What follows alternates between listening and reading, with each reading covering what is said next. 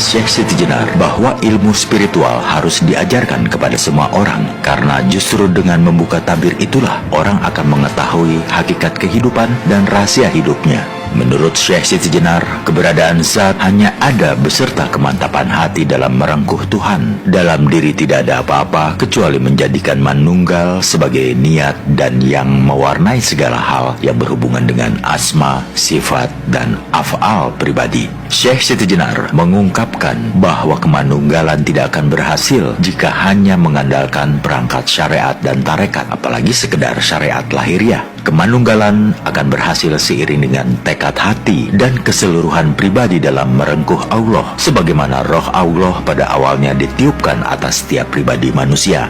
Jika Anda menanyakan di mana rumah Allah, jawabnya tidak sulit. Allah berada pada zat yang tempatnya tidak jauh, yaitu bersemayam di dalam tubuh. Tetapi hanya orang yang terpilih yang bisa melihatnya, yaitu orang yang suci.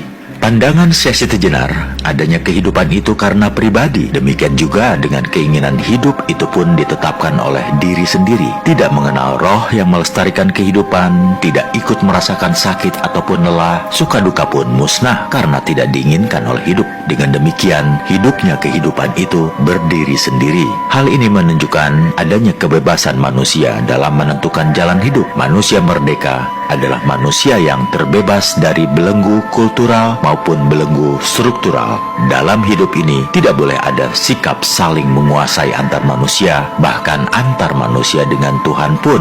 Hakikatnya tidak ada yang menguasai dan yang dikuasai jika kita mempelajari intisari ajaran manunggalnya Syekh Siti Jenar. Karena dalam diri manusia ada roh Allah menjamin adanya kekuasaan atas pribadinya dalam menjalani kehidupan di dunia ini. Kepada murid-muridnya, Syekh Siti Jenar mengajarkan ilmu makrifat secara bertahap yang harus dikuasai oleh seseorang jika ingin menjadi manusia sempurna, al-insan al-kamil, serta bagi yang ingin menempuh laku manunggal dengan Tuhan.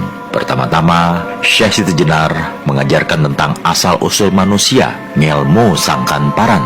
Langkah berikutnya, Syekh Siti Jenar mengajarkan masalah yang berkaitan dengan kehidupan, khususnya apa yang disebut sebagai pintu kehidupan. Langkah ketiga, Syekh Siti Jenar menunjukkan tempat manusia nanti ketika sudah hidup kekal abadi. Tahap keempat, Syekh Siti Jenar menunjukkan tempat alam kematian, yaitu yang sedang dialami